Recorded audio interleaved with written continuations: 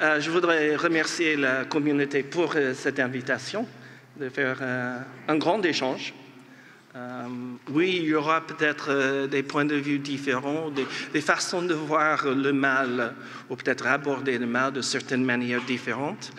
Mais ce que je voudrais montrer aujourd'hui, c'est comment le Christ libère. Ça, c'est le point le plus important.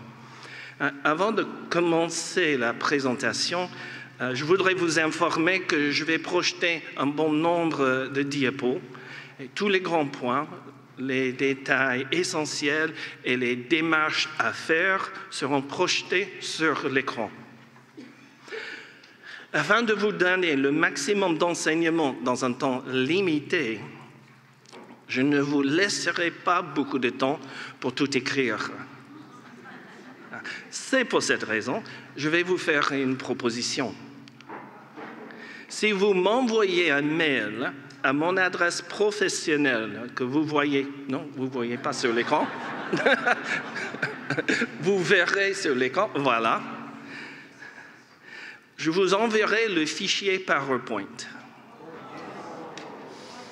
Comme cela, vous pouvez suivre plus tranquillement, ou comme tous les uns, tranquillement. Comme mon fils à Toulouse, il dit, vous pouvez suivre plus tranquillement l'enseignement. On m'a demandé d'aborder deux sujets. D'abord, de vous donner un aperçu, une vue d'ensemble des pratiques et des approches dans le milieu évangélique par rapport à la délivrance. Et puis, notre approche, l'approche que nous utilisons dans les entretiens et que j'enseigne dans les formations. Donc, on va avoir ces deux parties ce matin. Et je commence avec une vue d'ensemble. L'Église évangélique en France est très diverse, allant des fondamentalistes aux hyper-charismatiques. Entre ces deux groupes se trouvent les évangéliques classiques, les pentecôtistes et divers groupes charismatiques. Cette diversité est due à la liberté qu'a chaque groupe de mettre l'accent sur des points spécifiques de doctrine ou de pratique. Concernant la délivrance, la diversité de croyances et de pratiques est grande. Si certaines églises n'en parlent jamais, dans d'autres, la délivrance est souvent pratiquée. Dans certaines unions d'églises, donc la position officielle est qu'un chrétien ne peut pas avoir un démon. Il arrive quand même que les pasteurs pratiquent la délivrance. Dans d'autres unions, il n'y a pas de position officielle. Chaque pasteur agit librement selon ses propres croyances. C'est pour cela qu'il est impossible de parler d'une seule approche évangélique de la délivrance. Afin de vous montrer la diversité des approches parmi les évangéliques, j'ai choisi ce qui me semble être les 4 approches les plus répandues. Je ne peux présenter que les grandes lignes, au risque de ne pas tout dire sur telle ou telle approche. C'est vraiment un aperçu rapide. La première approche, je mets un groupe tout rationnel. Si, dans ce groupe, on croit que Satan et les démons existent, cependant, on minimise l'activité et l'influence. Un chrétien peut subir des attaques ou être tenté, mais il n'y a que les non-croyants qui peuvent avoir un démon à l'intérieur d'eux. Un pasteur que je connais rejette toujours toute preuve d'une activité démoniaque, même quand cette activité se produit dans son église. Un autre pasteur croit qu'après l'ascension du Christ, les démons sont repartis dans les lieux célestes. C'est à cause de tels raisonnements que les responsables d'église dans ce groupe semblent être si peu confrontés à des problèmes démoniaques. D'après eux, les problèmes dont les croyants souffrent, qui semblent être d'origine démoniaque, ne seraient qu'en réalité de nature psychiatrique, d'où le nom que j'ai donné à ce groupe le tout rationnel. La deuxième approche et le deuxième groupe, j'appelle oui, mais. À cause de leur compréhension de la démonisation des gens, je pense que oui, mais c'est le bon titre. Leur approche est souvent basée sur une lecture binaire. Soit la personne est possédée, soit elle n'est pas possédée. Entre les deux possibilités, il n'existe aucun degré d'oppression ou de sévérité. La personne démonisée est possédée, entre guillemets, contrôlée par le démon, comme l'était le démoniaque de Gadara en Marc, chapitre 5. S'ils acceptent la réalité de la présence démoniaque à l'intérieur d'une personne, cependant, ils la limitent aux non-croyants. Ils affirment que le chrétien véritable ne peut avoir de démons, et ce pour diverses raisons. Je vais vous donner les 3 raisons que j'entends le plus souvent. D'abord, une telle réalité mettrait en péril la sécurité du salut. 2, le Nouveau Testament ne parle jamais de chrétiens ayant un démon, donc cela n'est pas possible. Et 3, un chrétien ne peut pas être possédé, car il ne peut pas être la propriété de Satan.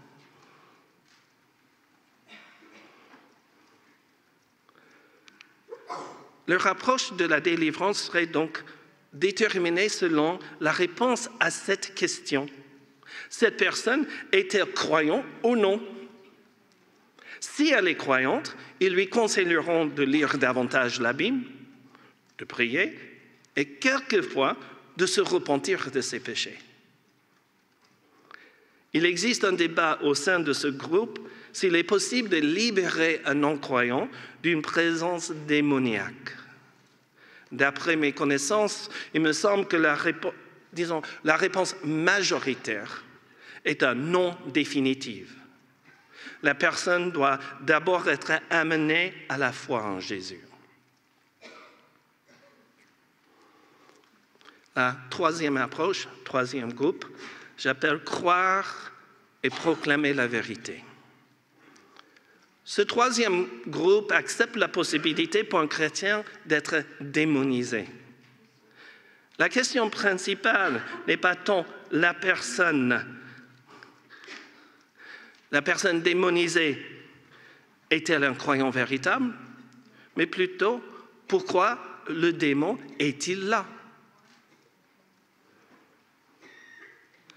Si un démon est présent, c'est à cause des péchés qui l'ont permis d'avoir un accès à la vie, voire au corps du croyant.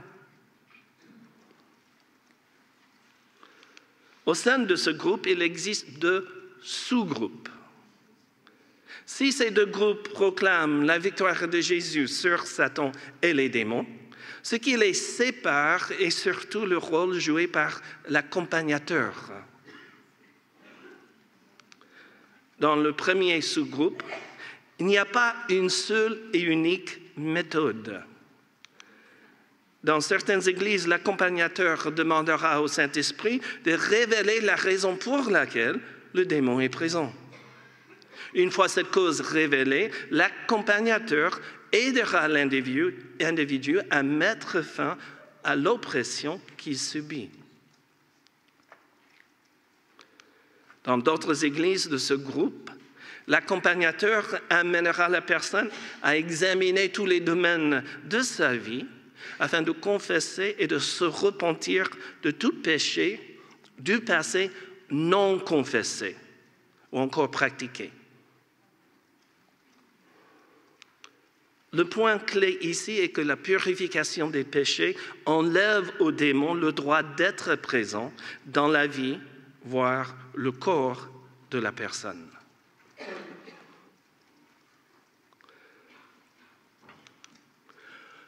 Le rôle principal de l'accompagnateur, qu'il soit responsable d'église ou simple chrétien, si je peux dire comme ça, juste quelqu'un qui n'est pas en responsabilité spirituelle, et d'accompagner la personne dans des démarches de confession et de repentance et dans des proclamations de la vérité du Seigneur Jésus et de son autorité sur tout être spirituel.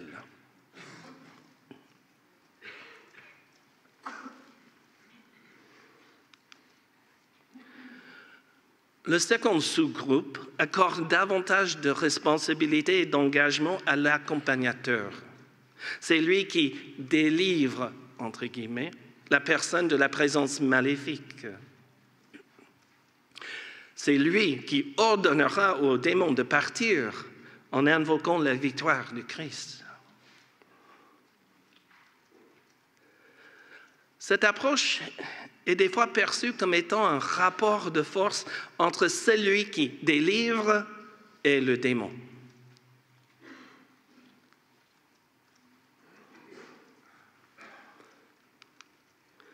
La quatrième approche et le quatrième groupe, j'appelle tout démoniaque. Ce dernier groupe spiritualise, des fois à outrance, la grande majorité des problèmes que les chrétiens peuvent expérimenter. Si le chrétien a un problème, c'est souvent à cause d'un démon. La raison pour laquelle le démon serait présent n'est pas toujours expliquée. Il est là. Ce démon est souvent présenté comme étant un esprit de 3 points. En voici quelques noms de ces esprits-là. Dans mon travail, j'ai commencé à établir une longue liste de ce que j'ai entendu. Je vous donne ce que j'entends de temps à autre. L'esprit de colère, l'esprit de jalousie, l'esprit de nicotine, l'esprit de dispute, ou l'esprit de Jézabel. C'est la reine Jézabel. Pour être libre, le croyant aura besoin d'être délivré. La délivrance en question peut être faite par un groupe de chrétiens ou par un ou des responsables d'église qui prient et ou commandent à l'ennemi de partir. Voilà un aperçu. Vous voyez, c'est très large et je n'ai pas donné tous les détails. Mais j'aimerais maintenant parler de notre approche. L'approche que j'utilise et que j'enseigne dans des formations est celle du troisième groupe, croire et proclamer la vérité. Cette approche est basée sur 3 points clés. La victoire absolue acquise par le Seigneur Jésus à la croix. 2, l'autorité sur toute chose dans le ciel et sur la terre qu'il a reçue du Père. Et 3, la proclamation de la vérité. Comme l'a dit le Seigneur Jésus dans l'Évangile selon Jean, vous connaîtrez la vérité et la vérité vous rendra libre. Jean 8, verset 32. C'est en et par le Seigneur que nous sommes libérés de l'emprise de Satan et du péché. Nous amenons donc le croyant à proclamer la vérité concernant son état, qui il est en Christ, ainsi qu'à confesser ses péchés et manquements.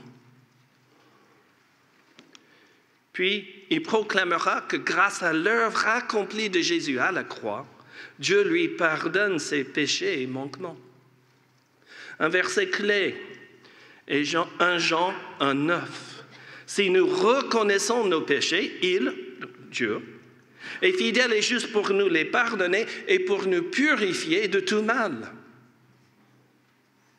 Cette vérité est puissante pour nous libérer du péché, pour briser des liens démoniaques et pour rendre impuissant l'ennemi. par la proclamation de ce qui est vrai. Le croyant prend position contre le péché, contre le malin et ses ouvriers. Ainsi peut-il se libérer de leur influence et chasser tout esprit mauvais qui agit en lui ou autour de lui.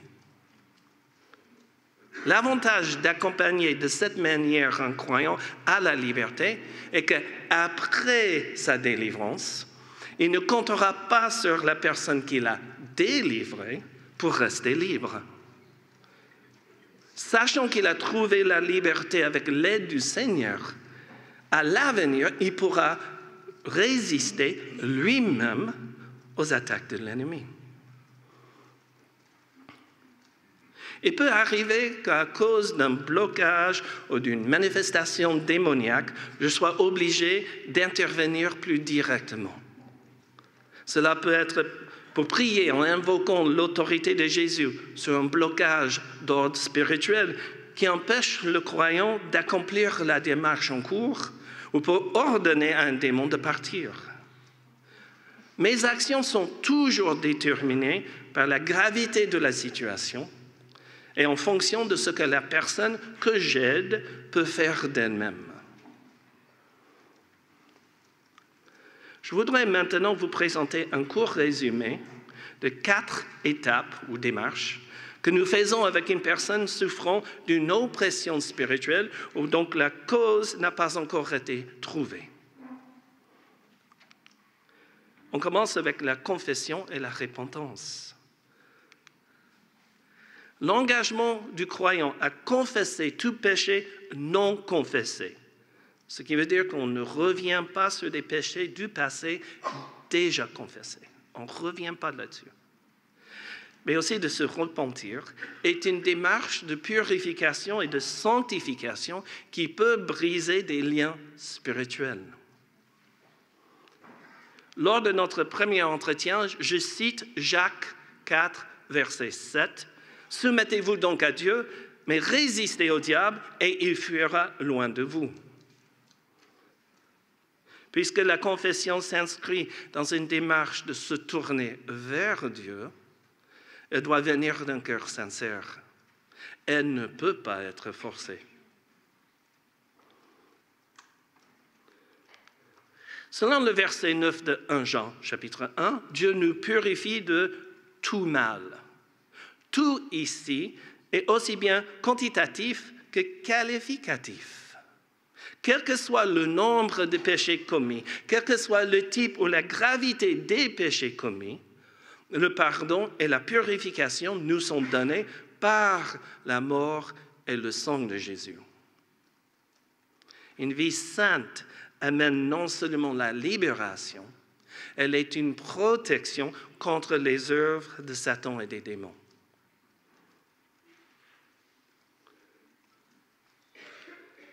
Lors des entretiens, nous prenons le temps d'examiner divers domaines de la vie de la personne. Les domaines spécifiques que nous examinons avec tous les demandeurs d'aide sont les pratiques et pouvoirs occultes, les rapports sexuels hors mariage, la rébellion contre les autorités civiques ou parentales ou encore.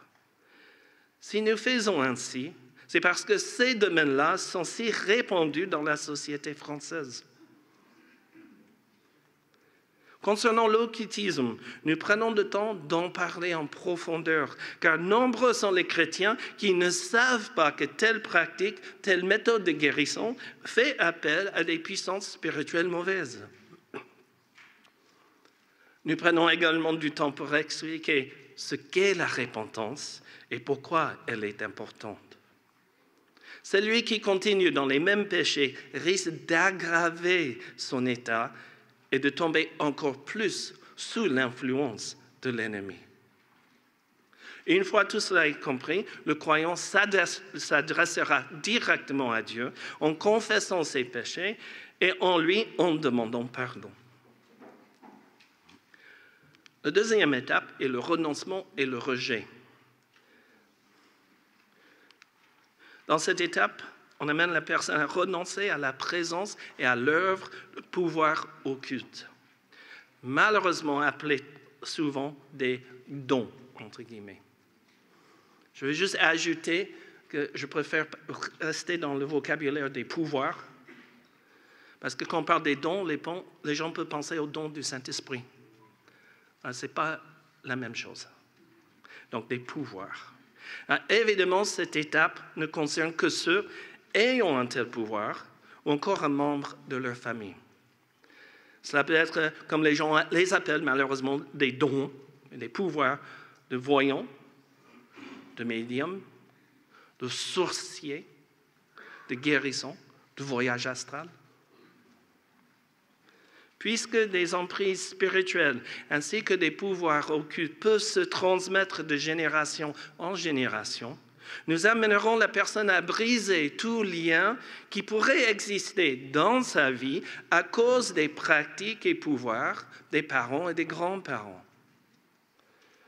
Le plus souvent, ce qui se passe, c'est que soit une transmission d'un pouvoir d'une génération à une autre, soit une transposition d'une transgression à la génération suivante. Dans le cas de certains pouvoirs occultes, la transmission est faite par le sang. La personne dirait quelque chose comme « c'est mon père qui le faisait » ou « c'est dans la famille depuis des générations ». Quant à la transposition d'un lien spirituel ou même un démon, elle se fait sur la base de la conséquence d'une transgression commise par un aïeul et non de la responsabilité personnelle de la génération actuelle. Toute influence spirituelle néfaste peut continuer aussi longtemps que le péché personnel n'est pas confessé ou que la transmission ou transposition n'est pas brisée. En ce qui concerne ses propres péchés, le croyant doit les confesser et s'en repentir. Dans les cas des péchés commis par ses ancêtres, s'il n'en est pas responsable et pour lesquels il n'a pas à confesser, à se repentir, néanmoins, il pourrait en subir les conséquences. Je mets l'accent sur le conditionnel. Il pourrait subir. Car dans ce domaine, ce qui arrive à une personne n'arrivera pas forcément à une autre.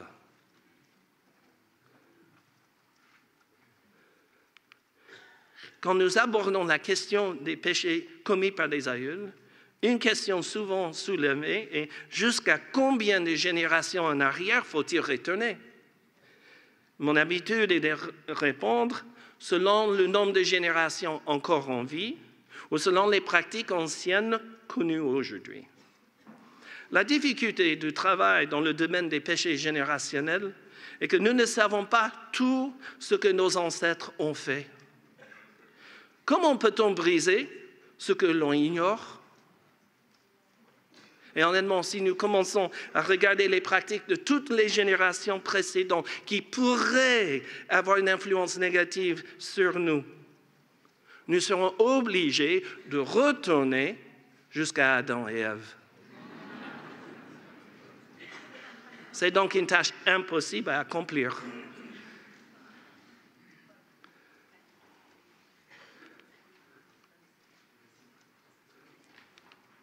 Ce que nous faisons donc est de demander à la personne de prendre en compte ce qu'elle sait, puis de faire un renoncement général par rapport au péché du passé qui pourrait être la cause d'un lien spirituel dans la famille.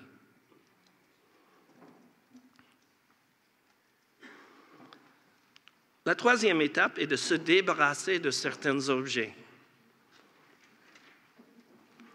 On demande à la personne de se débarrasser de tout objet lié à l'idolâtrie, aux pratiques occultes ou ésotériques, à la protection spirituelle, etc. De tels objets sont une abomination aux yeux de Dieu et peuvent être la source d'une oppression spirituelle. Les objets en question peuvent être des statues d'idoles, des masques religieux païens, des bijoux aux pierres précieuses, donc on se sert dans l'ésotérisme, des livres sur la magie noire ou autre chose encore. Une seconde raison de tout éliminer est que des forces spirituelles peuvent y être attachées. Pour un démon ou pour une force spirituelle telle qu'un sort, un objet est juste un autre véhicule, entre guillemets, ou port d'attache auquel ils peuvent s'attacher. Je connais 3 cas de livres qui ne brûlaient pas malgré l'essence qu'on avait versée dessous. La première fois, il s'agissait de grimoires de sorciers. La deuxième fois, la bibliothèque personnelle d'un radiesthésiste qui avait en lui un esprit guide, entre guillemets, et en réalité un démon. Et la troisième fois, des livres sur la sorcellerie. Même avec de l'essence, ces livres ne brûlaient pas. Pour y arriver, à chaque fois, il a fallu invoquer la victoire et l'autorité de Jésus sur les puissances du mal. Et c'est une fois que nous avons invoqué cette victoire et cette autorité que les livres ont brûlé. L'un des cas a eu lieu en Suisse, les 2 autres en France. Nous conseillons toujours que les objets soient détruits au lieu d'être vendus ou donnés à d'autres personnes. Je ne trouve pas très aimable de passer un tel objet à une autre personne. Ah oui, vous rigolez avec moi, mais certains objets ont une grande valeur. Mais qui et quoi est attaché? C'est pour ça qu'il faut qu'on accepte, pour certaines personnes, accepte la perte d'un objet. Et c'est mieux de détruire, quel que soit le moyen, de les détruire. La 4e étape est de pardonner et de demander pardon. L'absence du pardon est nuisible autant à notre santé psychique et physique qu'à notre vie spirituelle. Sans lui, il est difficile d'être en bonne communion avec Dieu et avec les autres. Pire, cette absence peut donner à l'ennemi un accès à notre vie. Nous prenons donc tout le temps qu'il faut pour expliquer ce qu'est le pardon selon Dieu. Pourquoi il est important de pardonner ou de demander pardon, puis comment le faire. Voilà les 4 étapes qu'on fait avec tout le monde. Mais en plus de ces 4 étapes, je crois qu'il est important d'amener le croyant à prendre lui-même position sur la victoire accomplie de Jésus. En proclamant à haute voix parce que les démons ne lisent pas nos pensées. Donc à haute voix, il proclame la victoire de Jésus et son autorité. Et en ce faisant, il peut faire taire des voix accusatrices qu'il entend dans son esprit et rejeter tout mensonge que l'ennemi a semé dans son esprit. Par cette même démarche, il peut ordonner à un démon de le quitter ou encore interdire à l'ennemi de revenir. Pour de nombreux chrétiens que nous avons aidés, les attaques de l'ennemi ont continué jusqu'à ce qu'ils étaient assez libres et forts pour dire eux-mêmes à l'ennemi, « Au nom de Jésus, je t'ordonne de... » Notre travail a été de les amener à un point où ils étaient assez libres pour résister à l'ennemi sans notre aide. J'aimerais aborder maintenant la question de quand faut-il faire un exorcisme. Dans de nombreux cas, les démarches que je viens de présenter étaient suffisantes pour libérer une personne d'une oppression ou d'une emprise démoniaque. Ayant perdu le droit d'être présent qu'un péché ou encore un pouvoir occulte lui avait donné, et ayant été commandé par le croyant de partir, souvent le démon s'en va. Mais il arrive que cette démarche n'est pas suffisante. Il peut arriver qu'un démon se manifeste au cours de l'entretien, nous empêchons ainsi de continuer l'étape en cours. Par exemple, confession et repentance. C'est surtout au niveau de la proclamation d'une vérité ou une confession que quelqu'un peut être bloqué. Et lorsque cela arrive, la démarche à suivre sera déterminée par plusieurs facteurs, tels que serait-il suffisant de prier pour la personne pour qu'elle puisse continuer l'étape en cours?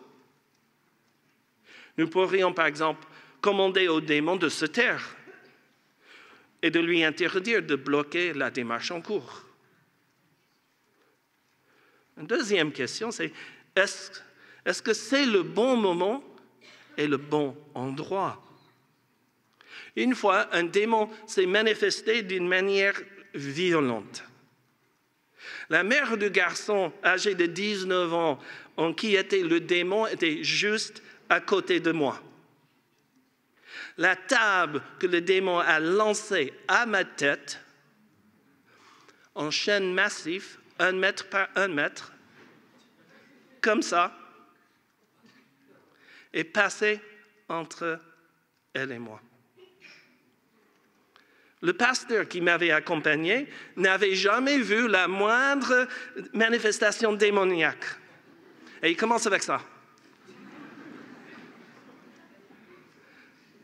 Il a eu peur pour ma vie. Ce n'était donc pas le moment approprié pour commencer un exorcisme. Le fait de sortir de la maison a mis fin à la manifestation. Et une fois rentrés à l'église, nous avons commencé à rassembler les gens pour prier et une équipe pour prendre soin de la famille et pour s'occuper du démon. Et n'oubliez pas, il y avait une mère et un père dans cette situation. Ce n'était pas qu'un garçon. Et troisième question, c'est est-ce que je suis entouré de prières et des gens qui puissent m'aider? Je vais juste simplement dire que certains exorcismes demandent beaucoup de prières et peuvent être épuisants. Il vaut mieux être en équipe que seul.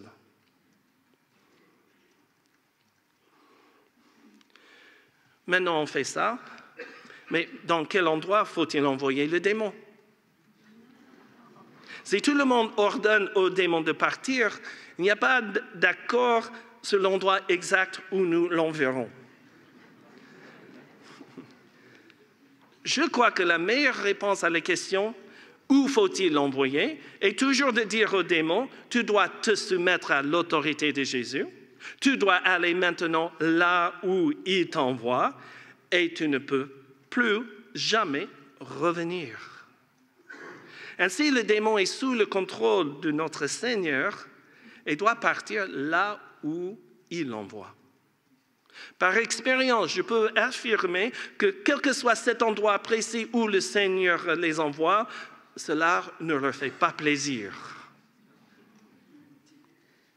Puisque le démon sait qu'il doit partir, il pourrait essayer de négocier sa sortie.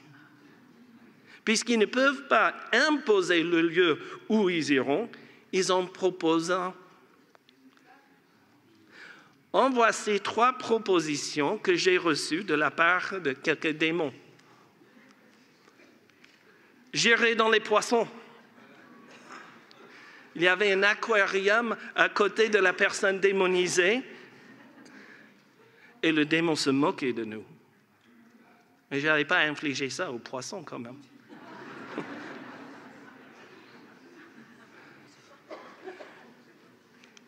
J'irai dans le corps de sa fille, la fille de l'homme démonisé. Il n'y en a pas question. Je partirai, mais j'irai là où je veux aller. C'est un peu un employé d'une entreprise, sachant qu'il va être viré, et avant que ne tombe le couperet, essaie de contrôler son départ. Qu'importe la proposition, la réponse est toujours non. Tu vas aller là où le Seigneur t'envoie et nulle part ailleurs. Et tu ne reviendrais pas. Nous ne négocions pas et nous ne leur permettons rien. À mon avis, cette réponse est donc parfaite pour toute occasion, car la finalité est qu'ils doivent se soumettre à l'autorité de Jésus et aller là où il les envoie. Et cela règle également la question de savoir si ce démon pourrait revenir vers la personne dont il vient d'être chassé. Bien sûr que non. On vient de l'ordonner à partir et de l'interdire de revenir par l'autorité de Jésus. Quelques paroles en conclusion. Que j'accompagne un croyant sur le chemin de la liberté, ou que je sois amené à directement affronter un démon, mon objectif ultime est d'amener le chrétien à être libéré de toute entrave à la croissance spirituelle et de toute barrière à une relation intime avec Dieu, Jésus et le Saint-Esprit, afin de servir dans l'Église avec joie et amour. Voilà notre approche.